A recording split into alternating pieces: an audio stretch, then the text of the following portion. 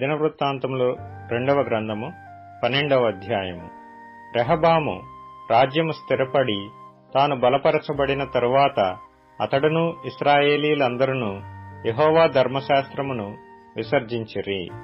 వారు యెహోవా ఎడల ద్రోహము చేసినందున రాజైన రెహబాము యొక్క 5వ సంవత్సరమందు ఐగుప్తు రాజైన షీషకు 1200 రథములతోనూ 60,000 గుర్రపు రౌతులతోనూ యెరూషలేము మీదికి వచ్చెను.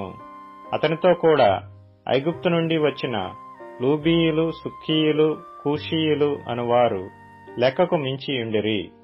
అతడు యూదాకు సమీపమైన ప్రాకారపురములను పట్టుకొని యెరూషలేము వరకు రాగా, ప్రవక్త అయిన షెమయా రెహబామునొద్దకును షీషకునకును భయపడి యెరూషలేమునకు వచ్చి కూడియున్న యూదావారి అధిపతుల యొద్దకును వచ్చి, మీరు నన్ను విసర్జించితిరి గనుక నేను మిమ్మును షీషకు చేతిలో పడనిచ్చియున్నానని యెహోవా సెలవిచ్చుచున్నాడని చెప్పెను.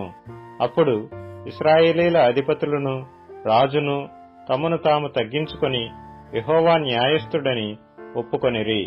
వారు తమను తాము తగ్గించుకొనుట యెహోవా చూచెను గనుక యెహోవా వాక్కు షెమయాకు ప్రత్యక్షమై ఈలాగు సెలవిచ్చెను.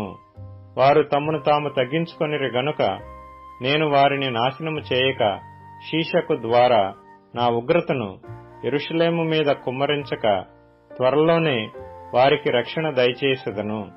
అయితే నన్ను సేవించుటకును భూరాజులకు దాసులై ఇండుటకును ఎంత భేదమున్నదో వారు తెలుసుకొనున్నట్లు వారు అతనికి దాసులగుదురు.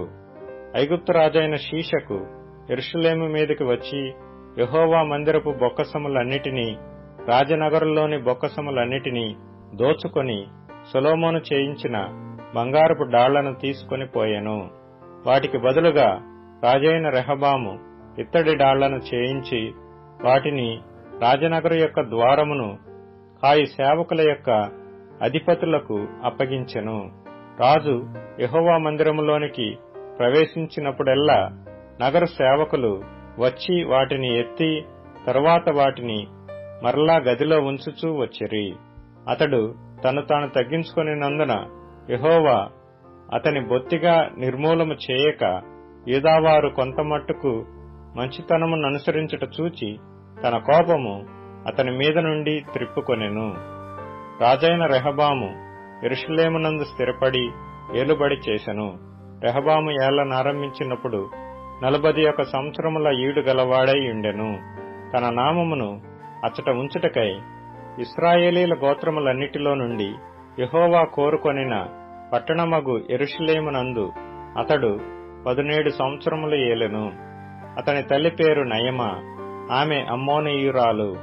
అతడు తన మనస్సు యెహోవాను వెదుకుట యందు నిలుపుకొనక చెడు క్రియలు చేసెను.